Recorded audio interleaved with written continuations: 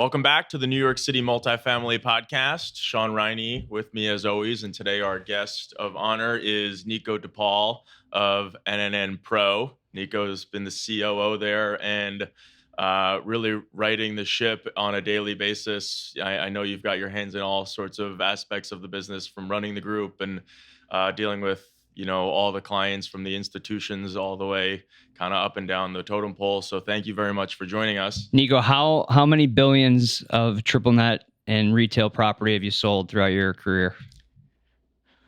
Probably around, I'd say 15 or 16 billion in what has been about 13 years now. Okay, very nice. We started on similar trajectories, but you're about double my volume. So yeah, I'm in awe.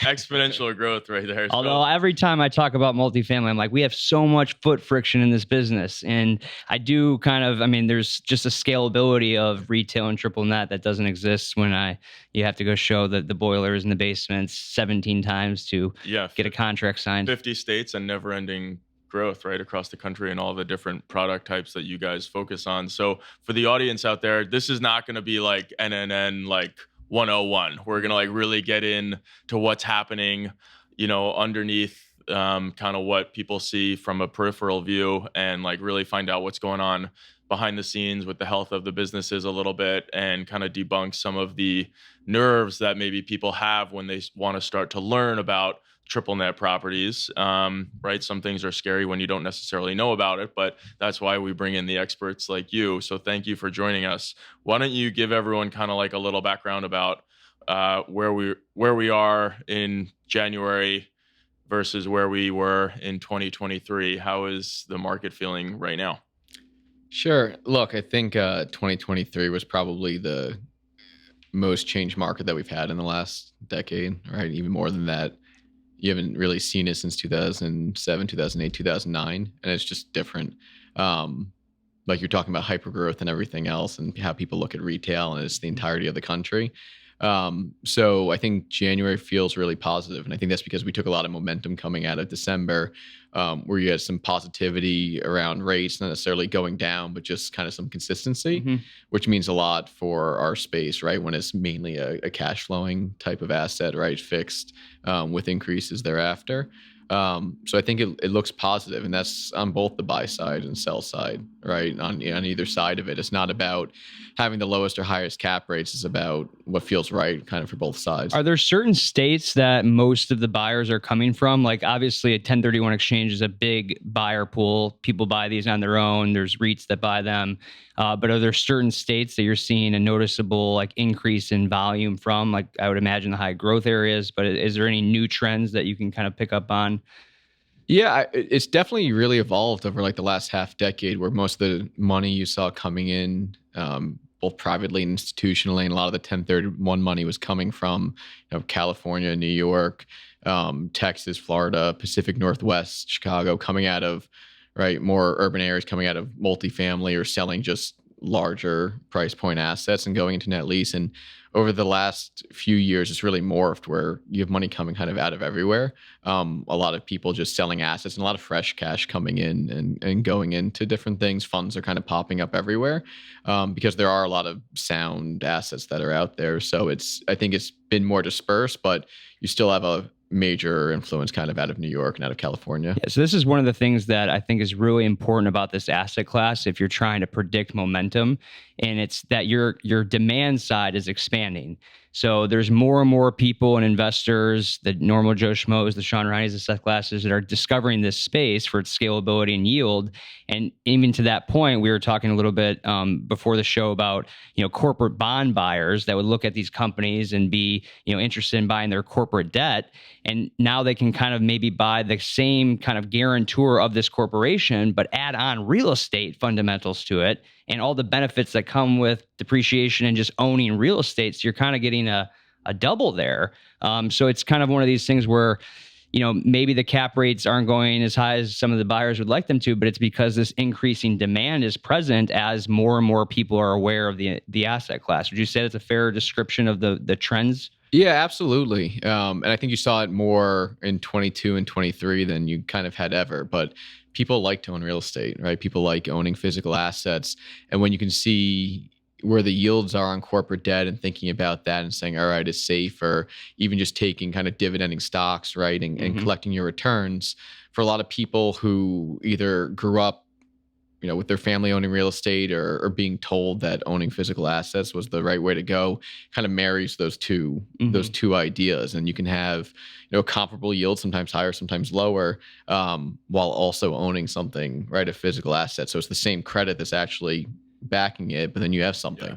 The predictable cash flow I found, like from our side, the clients that always, they sell these buildings in New York, they bought them, 250 years ago or whatever, and they've owned them forever, and they bought them for $1 and now they're worth a lot of money, and they've just the unpredictability of the cash flow and the daily grind of the management just completely wears these people down, and they have this tax problem. So all right, what do I do? And then we end up having this conversation with you guys, and they do the exchange, and they all say the same thing kind of afterwards, after you talk to them maybe 6 months later, and they're like, wow, there's something really nice about logging onto my bank account on the first of every month, and the money's actually there, and I don't have to go ask someone to pay me. And they can't believe it. These guys can't believe it. We had this guy Arnold as an example. We sold a portfolio for him a couple of years ago, and he was never going to do the net leases. He's like, I don't like it. It's just something. Yeah, and he'll laugh about this if he puts it together. But he was just really hesitant about doing it, and he ended up doing it. And 2 years later, he's like, there's something amazing about these net leases. I can't believe it.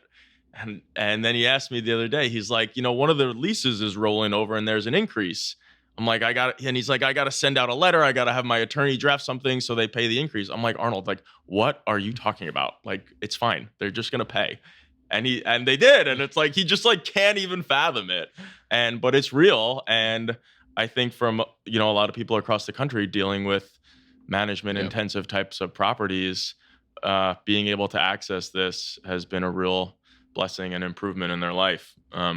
What would you say the biggest, the most undervalued triple net opportunity there is right now? Or what are some of the more undervalued triple net opportunities? Because we're in this climate, interest rates are high. Everyone feels like they should be getting a better deal than they did in a low interest rate environment. Might be a great time for people to actually make this transition because you might benefit from cap rate compression. But is there certain segments of the triple net world that you see cap rate compression on, credit enhancement, just maybe overlooked or underappreciated parts of the market? Yeah, it's an interesting space because it's definitely become a lot more sophisticated over time going on, and people digging into the credits and understanding kind of what drives cap rate beyond just being a hard corner on Main and Main or wherever it may be. So it's a little bit more perfect than you'd expect. And I think where the opportunities are isn't that, one space is softer than another or it's undervalued. What it really comes down to is what it is you're looking for. We talk about some rates haven't moved as much as you'd anticipate. There may be some kind of core fundamentals to that's always going to be there, or restaurants prove to do really, really well if they drive through kind of throughout everything that has happened over the last couple of years. But it comes down to what you're ultimately comfortable with. There's a ton of opportunity in the more retail-oriented healthcare space and industrial, and a lot of type of new build assets as you think you're buying them for less than it costs to build them with the land and everything. So it really comes down to what you're comfortable with, because then you're also in the new build, you don't know necessarily how the store is going to perform or how many patients are going to go, things like that. But it comes down to a comfort level, and there's really a spot for everyone based on what their comfort level. And for some people, I want the lowest yield knowing that it's safe no matter what for 250 years. Or it may be people who say, I really like the space, I understand the fundamentals, and of course I'll take a 8, 9, 10 cap. Right. So you're basically saying some buyers will see a brand new facility that may cost in excess of $1,000 a square foot for these prototypes to be built, to be entitled, to be built. And they will maybe sell at a lower cap rate because they're brand new, but they might not have historical financials of that location versus something that's been in operation 10 to 15 years, but you might have 15 years of financials showing that this location makes money even in its outdated shape.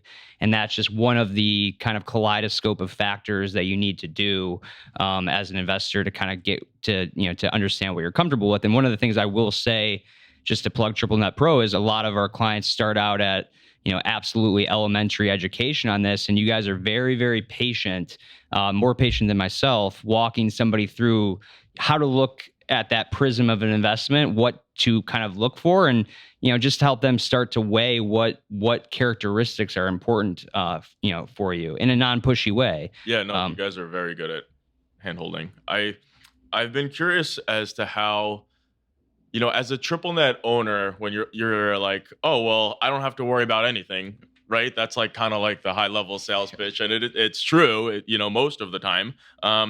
But someone has to worry about, let's say, the property insurance, or when something goes wrong, that problem falls on someone's lap. So I guess we can kind of start with property insurance. I think this is like a really hot topic in our industry. We're selling a building. This is a rent stabilized building in New York City that's oceanfront property. Basically, like, checking every box about why you can't get insurance on this. And you hear about the insurance market being challenging, especially in places like Florida. How has the insurance market, if at all, impacted kind of like the underlying health of some of these businesses? And you can kind of plug and play. It doesn't necessarily have to be insurance, but like, what's happening under the hood? And to your point, right? That's the headline, right? It's you set it and forget it. There's no management, no obligations. You're not replacing the light bulbs or having to go into the boiler room. Mm-hmm. But the way that I've always liked to describe it, it's similar to having your financial advisor, in that you may not be digging into every single stock or why they think that that's the appropriate thing to buy and what's going on in the industry and what all the headwinds and tailwinds are. But you do look at the portfolio as a whole, right? And so you analyze it. So if you own one property or 10 properties, you still have to see what's going on, right? And some of it is what you're mentioning there, right? Because at the end of the day, their ability to service rent, it's not someone in a multifamily building who, right, they have a job, they're paying their rent, so it's dependent on that, or it's retail, whatever. They need to actually perform and have cash flow, right? Right. Then they need to be able to pay the rent. Yeah, exactly. And there can businesses, right? You shut down during COVID, and all of a sudden you can't even operate. So right now, I guess what Seth's question is, right now with the cost of the underlying businesses, cost of financing, maybe their small business loans a higher rate, and maybe they got hit with some insurance proceeds. Yes, they're under a triple net lease with the property owner, but are they starting to send an email and complain that, hey, this just happened, I need a little bit of a rent break? Or is the pain not even close to that level where that's coming up? So it's not close to that level where that's what's impacting things. And we're even seeing it a little, we're seeing real estate taxes go up in a lot of these businesses too. So it's not just the insurance, it's the real estate taxes.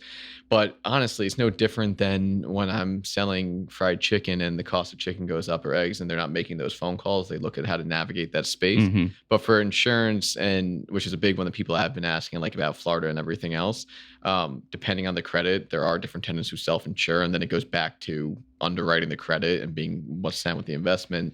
But they're not. We haven't seen someone call and say, "Oh, this is what's going on. We're not going to be able to service our rent."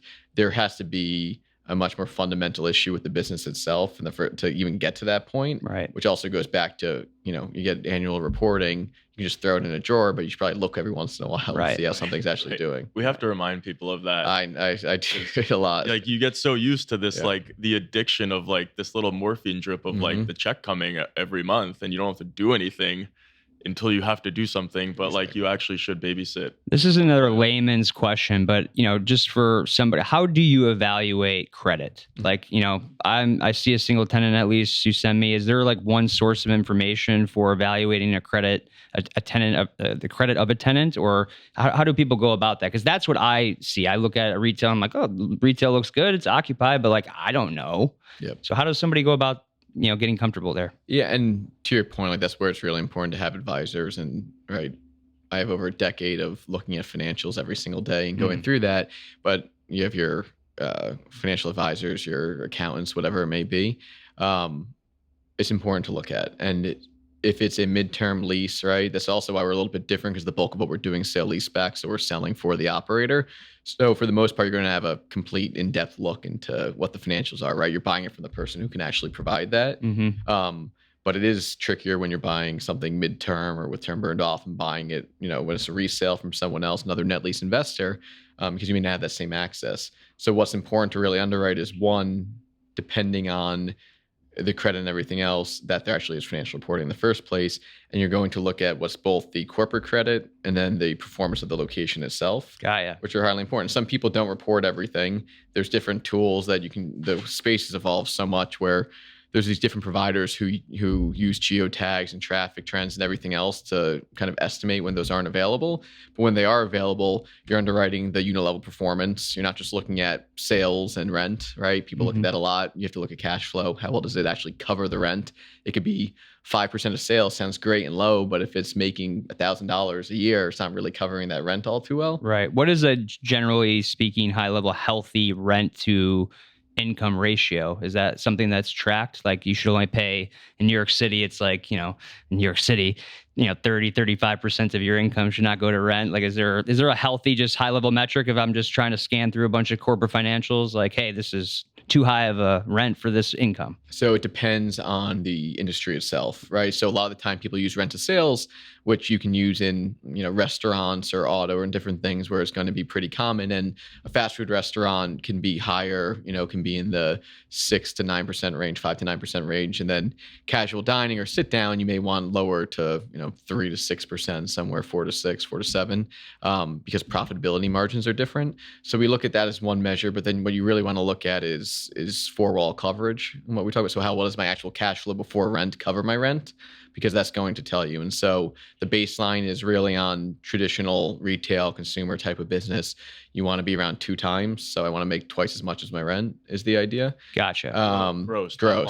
Yeah. So before the rent, right? So it's the cash flow pre-rent. You want to make sure that covers. So if my rent's $1, I want to make sure I have $2 before rent. So I'm netting $1. Yeah. But that's going to be different for industrial, right? Or it may be different for healthcare because of the way insurance reimbursements work at the top line.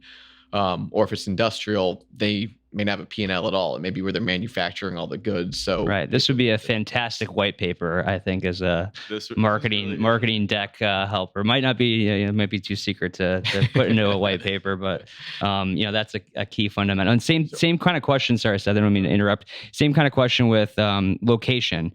Is there, what's the go-to source to pick out traffic counts and stuff like that? If someone's just trying to do some of their own due diligence on their own, is there like a website that this is all found at? And you can go on Google and they have some of these different things. We pay for a lot of different services to actually put these out and do that the same way, any group does, right? So you look on CoStar and you can see a property on there and they're pulling up the demos.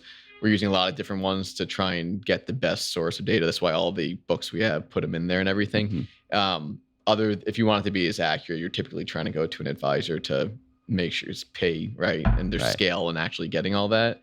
And then it also depends too. Like that's a good question from a sense of what's good for fast food isn't going to be what's good for a hospital or a distribution facility. Fast food, you want to have as much traffic count as possible, and the demos want to be somewhere differently than if it's a high-end clothing store and a single tenant. You want a different thing. So it's actually. Again, we always like to say it depends as our tagline, which seems like a bit of a throwaway, but Net-Lease is easy, but it's very nuanced. It's kind of the idea. Right. Yeah. One of the things that Shaun and I were talking about earlier today was how do you know if the rent's above market or not? Like, can you compare, let's say, a pharmacy rent to a fast food rent across the street, or do those operate kind of on different barometers, kind of like what you're saying here? Like, is $40 a foot for CVS the same as $40 a foot for Burger King, or is one high and one's? Well, you would think that the Burger King would probably be like, if the build out to for a Burger King sounds building, like more expensive than a Walgreens or CVS. No, it's a good thing we have someone to ask. You sound like the 7 appraisers I spoke to this morning as to what the market rent is. The question you asked is the right question, and your response there is the right question. It's really tough to say what market rent is because it may be the best piece of dirt in a small town where the restaurant's doing 4 times the national average, and any other restaurant would pay to go into that location, 3, 4, 5 times what you would think is market rent. Yeah. And then 2 buildings next door is going to be different, but you do try to do product. This is how they sell so much real estate, because the answer to every question is, it depends. Well, it is nuanced. It's so nuanced. Looking for just the high level, quick cliff notes. Yeah. And so, but it's tough. Like, that's a perfect example. A pharmacy and a fast food, even if the fast food box is 2,500 square feet, 2,800 square feet, it costs a lot to build, and the land costs aren't different between the two. But the pharmacy is going to be a substantially bigger box, 5, 6 times as large. And the incremental cost isn't substantive enough to kind of a line of the rent. So typically, like using that as the example, a fast food is going to have, QSR is going to have a rent that's on average, I'd say like 3 to 4 times kind of the rent per square foot you're going to see for a pharmacy. And then you also just look at, all right, what would from a market rent standpoint, we do it a little bit differently where there's a listing out there. You say, oh, well, that's what the asking rent is. That's what market rent is. Most of the time you're comparing a freestanding net lease property to 800 square foot inline space in a strip center. So you really like to see kind of what people are building to and what the going rates of the in-place leases are in order to determine that. But it's dependent on the product type. So generally on a corridor, the restaurant should have the same thing. The pharmacy should, the dollar store should, and it's highly dependent. Same here, right? Your rent can change in 2 blocks, 1 block. I think we're paying $40 a foot on this 260 Madison Avenue right now. I think it's somewhere around $40 a foot. But okay, so you started talking about building, and there's a ton of net lease development happening all across the country all the time. And when somebody builds something, right, they have an expectation from when they start, and then, it takes a year or 2 or however long it takes, and some time goes by and the rates change. Oh, they went from 3 to 6. How has that impacted what's happening in the net lease world, like the new development? Did stuff get stalled out? Did people kind of change their mind and say, hey, I had this expectation and now things are different, and they like pull the project? Or does the rent change as a result of rates changing? Because like does it cost more to build now than it did a few years ago, and then therefore they have to charge more rent or pay less rent? I don't know if what I'm saying is making sense. I understand exactly what you're saying. Okay, so why don't you translate what I'm saying? So in general, it does cost more to build regardless, because materials have costed more and the price of land has gone up and there's more competition to go into spaces, right? But the way that our space typically works, right, is either someone's giving you the money to build the location, build the restaurant, build the store, build the hospital, whatever it may be, or a developer is building it and putting out the money for it, right? Those are kind of the 2 methods. So it's either build to suit or someone just building or reverse build to suit. Okay. So the tenant builds it in that instance, but I, as an investor, give them the money to do it. Gotcha. So those are 2 models, right? Typically in how it works. In a reverse build to suit format where, I'm a Wendy's and I have a piece of land I want to buy and build a Wendy's, I will market it at that time prior to closing, and then someone will ultimately close into it for me, sign a lease, and then I'll build it. They'll give me the money to build it.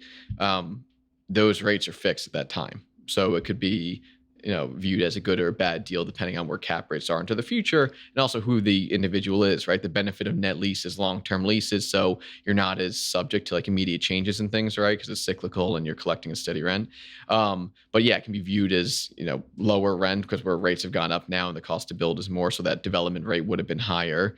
And then for the new things kind of coming into the space, the development rates are just higher. So what we're seeing right now is, instead where that investor may have paid for the whole thing, the tenant's putting more money into the assets themselves, which, right, is both good and bad, because it means that the tenant's allocating capital elsewhere than from what they would into their core business.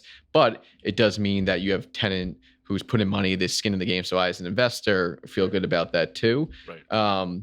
But then like the last piece on the developer side, where they're developing and the cost of debt's gone up because it's floating, that's where you've seen some of the shift in sales. But we haven't really seen abandoned projects or things like that, which you've just seen where developers are doing it. They're not holding it as long, and then same apartments. It's hard to get them to give up their baby. They just don't want to walk away. They've gotten entitled, they've gotten the loans, they've got so far. It's just really hard to give up. And it's all about expectations. It's just that axiom of if the game's not over, the score could still change. Yeah, keep playing. It's true.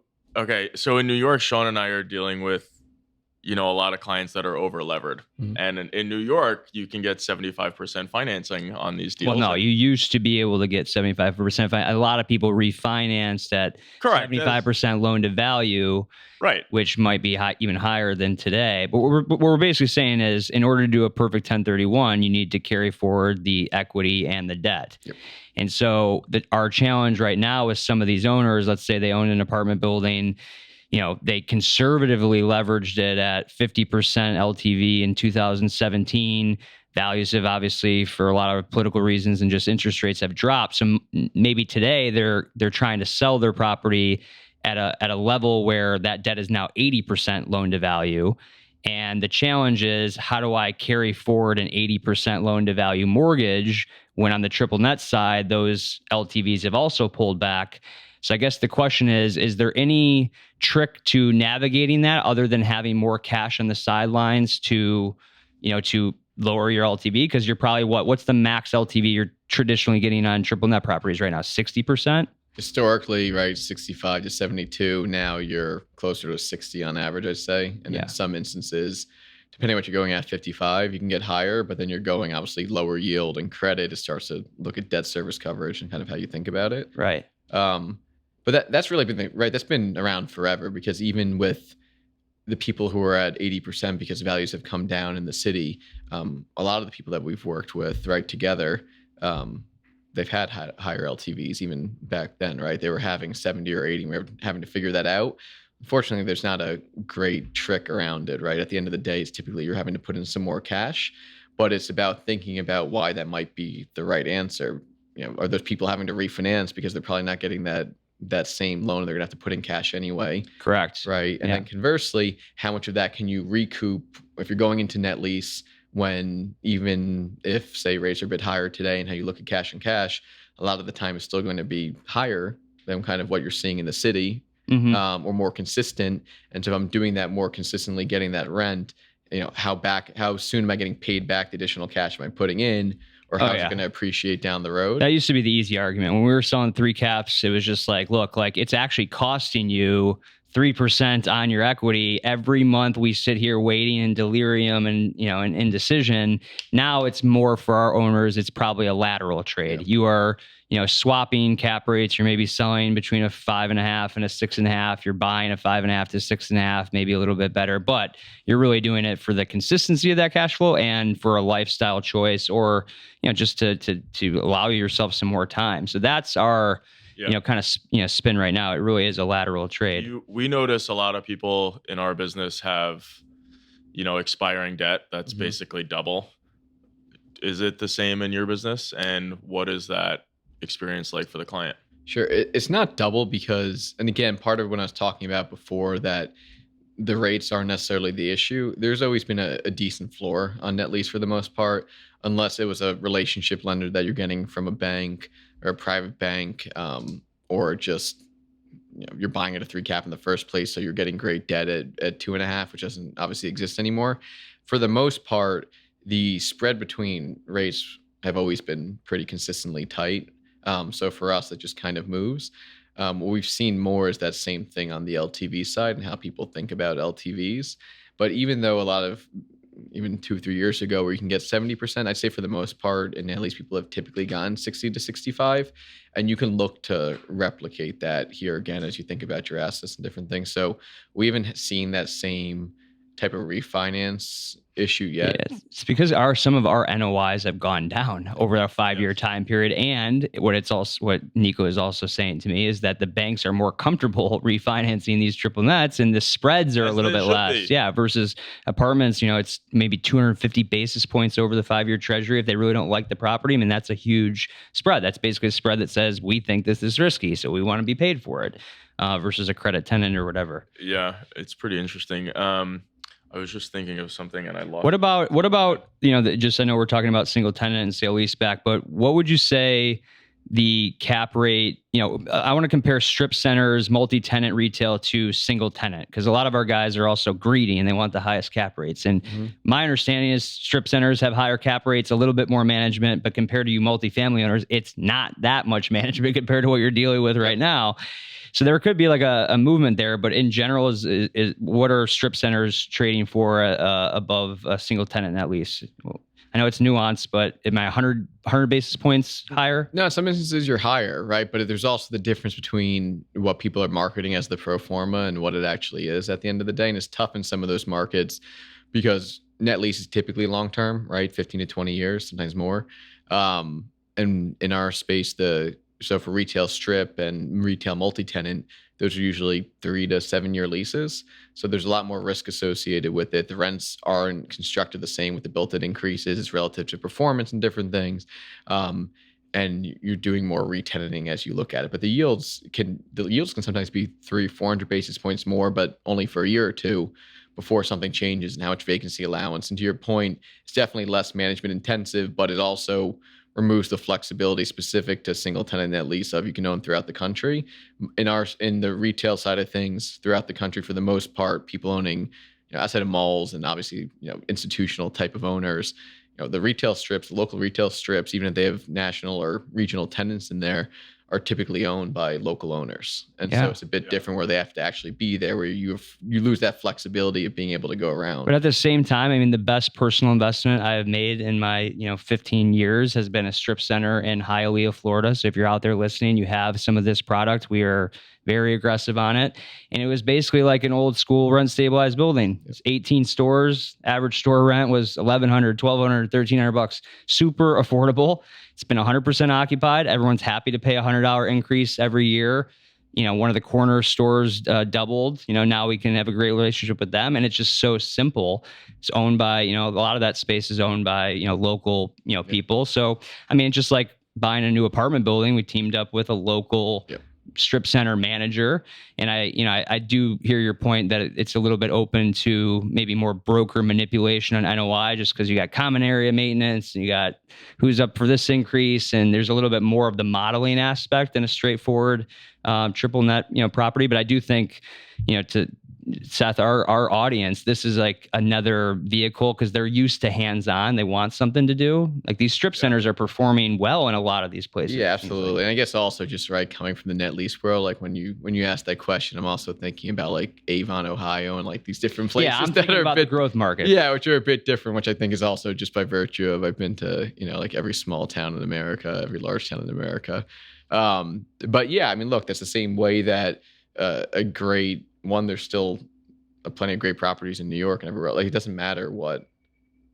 It's not universal like every type of definition, right? Right. So if you find the right thing, you have the right partner. Right. It's also you can still find, but yeah, the yields can be materially higher. Yeah.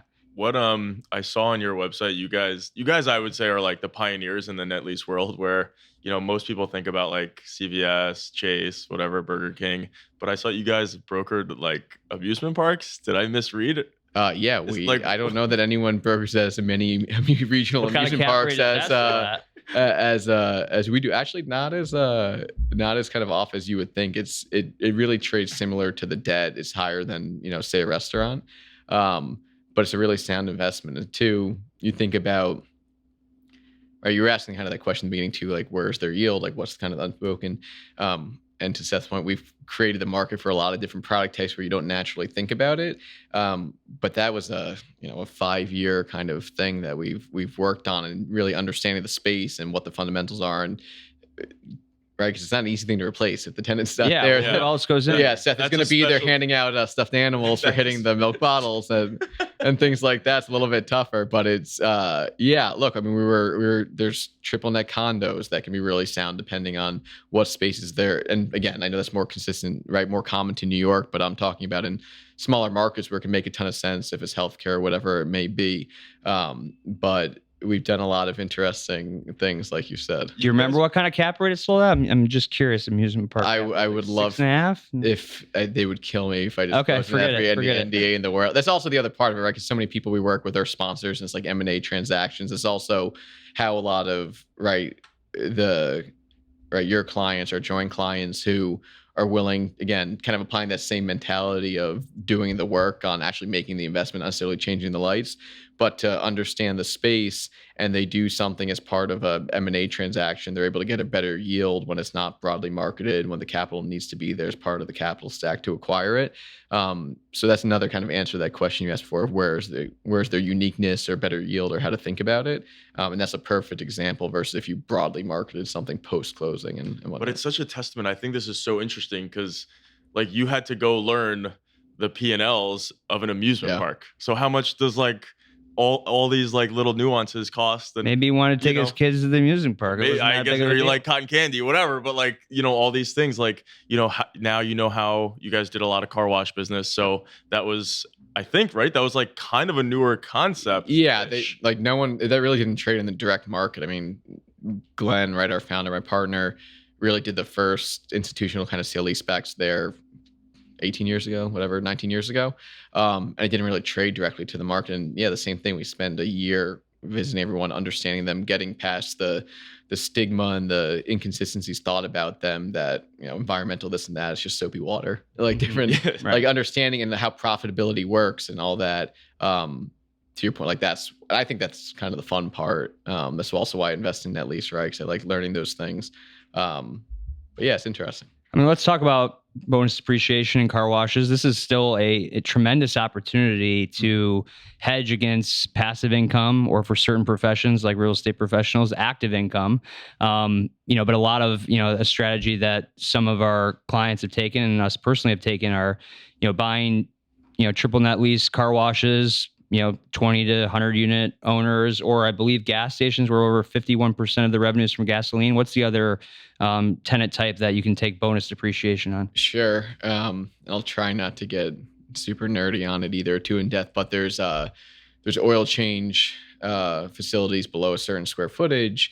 And then also the way the laws were expanded in the Jobs Act, different parts of the building qualify for different depreciation schedules. So if you were to get a cost segregation study, you can actually figure out what different parts of the building itself, the curbs, whatever it may be, qualify for bonus too on, something like a restaurant. So different aspects of it can be right. So let's just explain it for the audience. So how bonus depreciation, for those who don't know, let's say you get all the depreciation in year one. So if you buy, let's say, a car wash for $1 million, you have to allocate, let's say, 20% typically to the land, the value of the land, because you cannot depreciate land. So you have $800,000 left over that you can use all of that as depreciation in year one. Well, that used to be. Last year was 80%.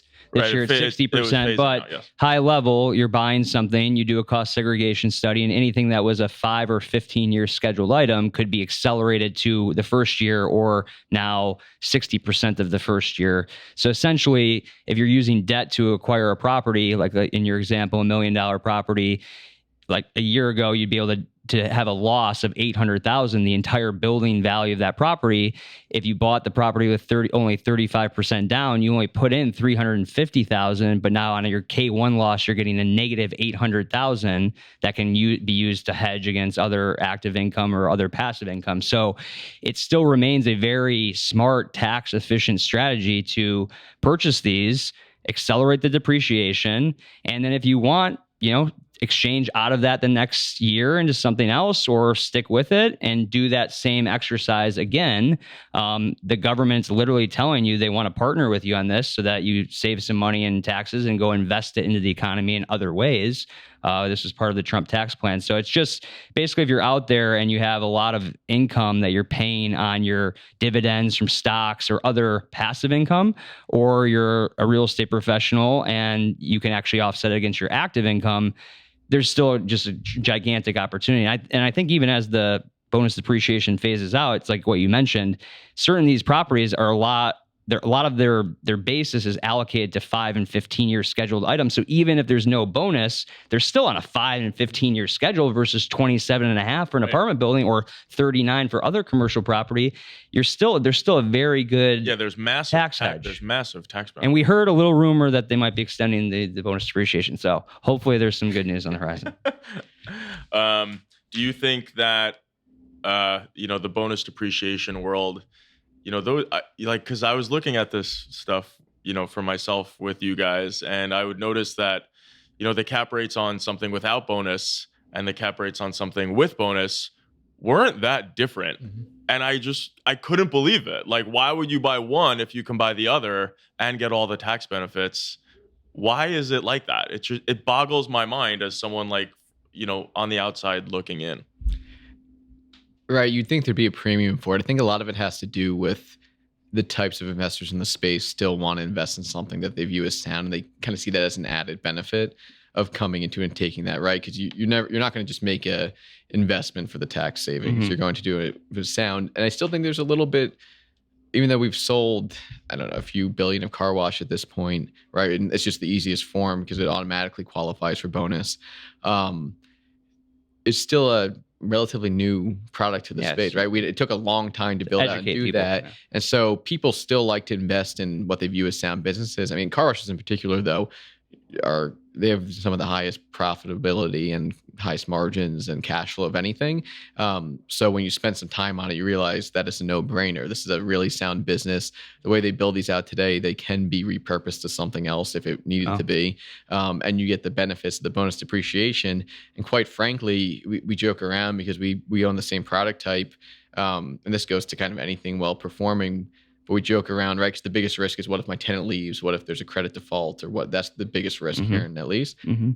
We had the opposite jokes, like, oh, I'd love for them to leave or go under because I'll go and operate the car wash. You love the financials. Yeah. Well, and you see the financials. You see what their EBITDA is. You can. It's mostly automated, except for a couple people that you hire from high school that do the little things and make sure no one's stealing or something. But it's the newer ones are. I mean, you could just see really an Apple vehicle like automated. You're not even in the car and you just send it out to the car wash in like 10 years and it just washes itself.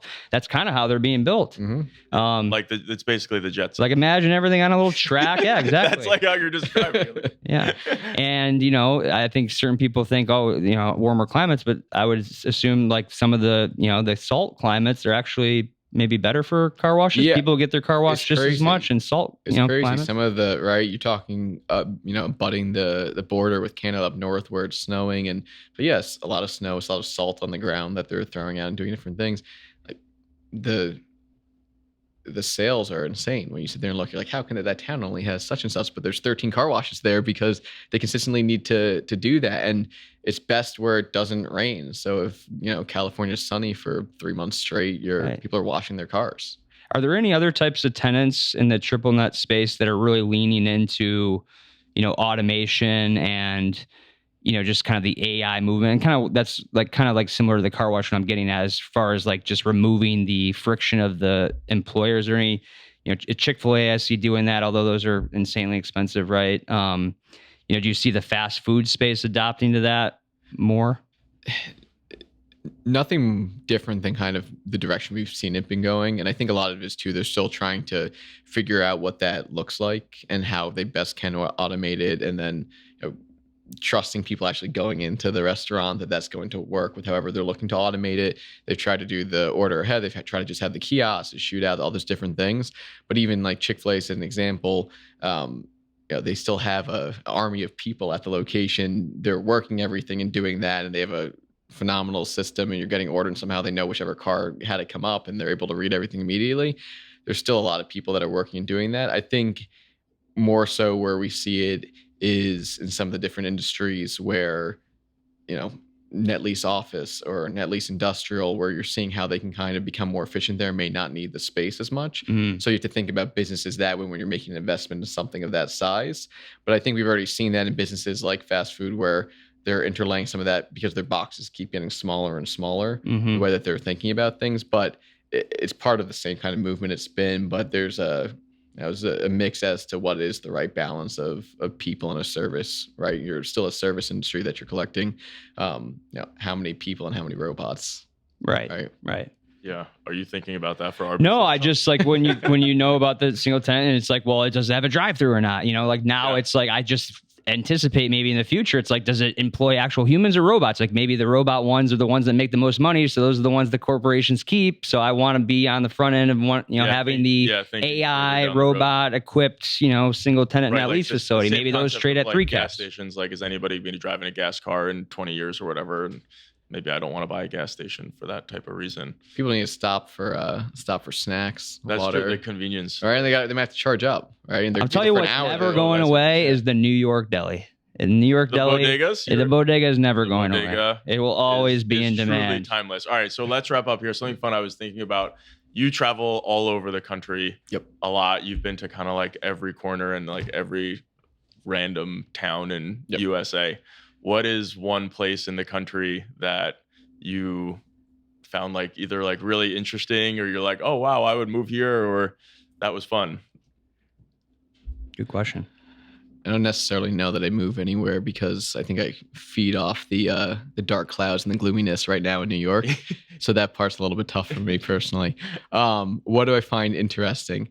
I think that I'm going to go back to like really in the beginning, because I see it the most now in interacting with everyone kind of in the city and the other major cities that I go to, is that a lot of the heavily urban areas, major cities like coastal towns, forget that there's great real estate everywhere. Right. I think that's kind of the thing that gets lost. And that's the biggest thing that I saw. And it's the fun, right? You show up, you're like, man, this is the nicest Burger King I've ever seen in my life. This thing is beautiful. I would live here. In the Burger King, not in the town. That was kind of and it's still to this day, where you remember every single time that this isn't the only place. And like the way that you look at things, and that there's good dirt everywhere, and you look at population growth and how it stands. I think that's still a thing that I see kind of all the time.